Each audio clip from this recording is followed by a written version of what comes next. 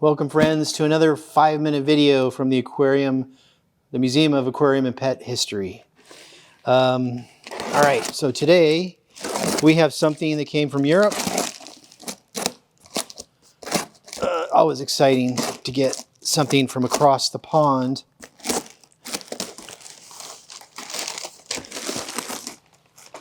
Ooh, okay. Wait a minute, is this from Europe? I think this is, yeah, this is from Europe. Wait, is it? Oh, it's from Canada. All right, no wonder it's an international box. It is from Canada. Okay. So we have is a bird cage in need of restoration.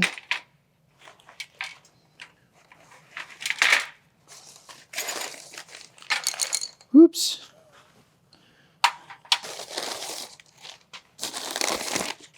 So it's missing the finial at the top, but it does have all the original equipment. It looks like an Osborne, but my God, I can't see it. Oh, it's a Lindemann. Okay, it's an Oliver Lindemann, so it's not an Osborne. And these are period correct perches, broken one year, where they actually took the time to bevel them narrow on the ends. And it does have the top finial. It's right here, and it has some feeders, it looks like. Probably the wrong feeders. Yes, that feeder is not correct. That is a 1960s feeder, and this is an late 1800s bird cage. And probably another wrong feeder. A lot of times when you get cages, they have the wrong feeders. Yes, that's also a porcelain feeder, and that's probably from the 1940s, 1950s.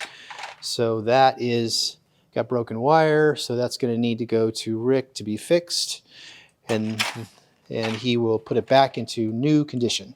So that is a Oliver Lindemann bird cage from the 1800s, and that's a restoration project, which we like because it keeps the conservators, the restorers busy. And it looks like, what do we got here?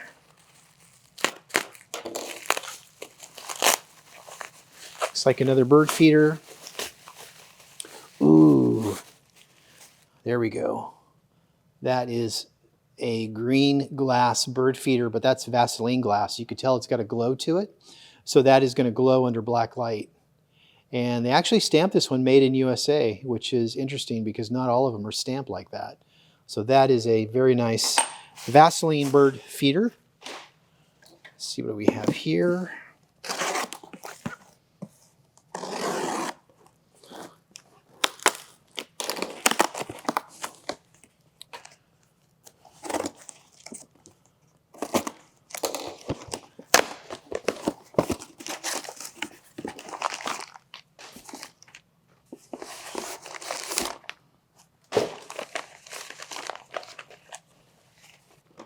The Tropical Fish Hobby by Walter Rogers. This actually is a book, if you have a book collection of tropical fish books, you definitely want to have this one because for a few reasons that I will go into quickly.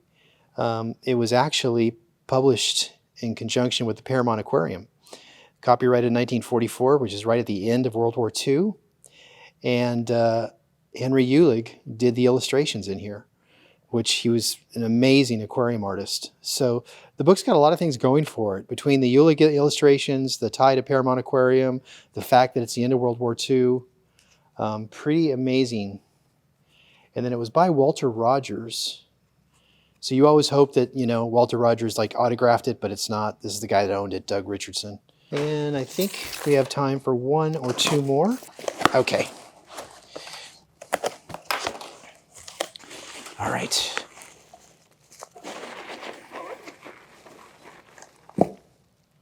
What is this?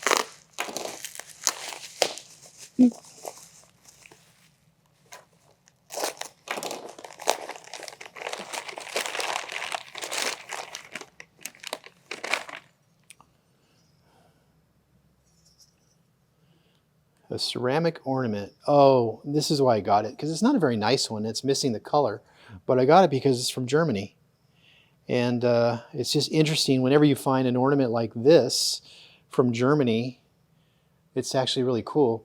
The interesting thing about the German ornaments is the Japanese knocked them off. Like all the German mermaids and everything, there's versions of them, not all of them, but most of them, but there's versions that were made in Japan, literally I think right between the 1930s and 1940s is when Japan had some of the nicest ornaments. So I think with that, we'll end it today. And thank you again for the time. Make sure you don't get caught watching these videos if your boss is around. And I'll see you again next week.